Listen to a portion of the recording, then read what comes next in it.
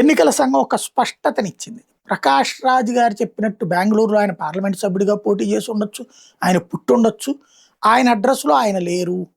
ఆయనకిచ్చినటువంటిది ఏదైతే ఫార్మ్ ఇస్తారో, ఆ ఫార్మ్ తీసుకోవడానికి మనిషి లేరు. ఆ ఫోన్‌లకి స్పందన లేదు. దెన్ అది పక్కన పెడతారు.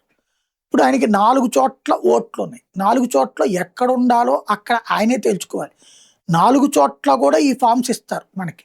ఆ ఫార్మ్ మనం ఎక్కడ తీసుకోవాలో, ఎక్కడ సబ్మిట్ చేయాలో చేస్తే అక్కడ ఓటే ఉంటుంది. 4 ఓట్లు ఉండటం నేరం లెక్క ప్రకారం. కాకపోతే పట్టించుకోం. ఎందుకంటే అది తప్పు మనది కాదు. ఎన్నికల సంఘానికి సరైన మెకానిజం లేకపోవడం వల్ల. సరైన మెకానిజం గురించి చర్చ జరగడంలో తప్పు లేదు. ఇప్పుడు ఏవైతే మన ఆధార్‌నే అడ్రెస్సులు మార్చుకుంటున్నప్పుడు, దీంట్లో అడ్రెస్సులు మార్చుకోవడానికి కూడా ఒక పోర్టల్ పెట్టాలి. ఇలాంటిది ఎవడన్నా కోర్టుల్లో కేసులేసినా తప్పులేదు. ఎన్నికల సంఘాన్ని డిమాండ్ చేసినా తప్పులేదు. అలా కాకుండా అని ఓ ఎటకారపు నవ్వు నవ్వి, ఎటకారపు స్టేట్మెంట్ ఇయడం మానేసి, ఎక్కడ ఓటుంచుకోవాలో తేల్చుకుని, అక్కడ ఓటుకి సంబంధించిన అప్లికేషన్ పెట్టుకోవాల్సిన బాధ్యత ఉంది.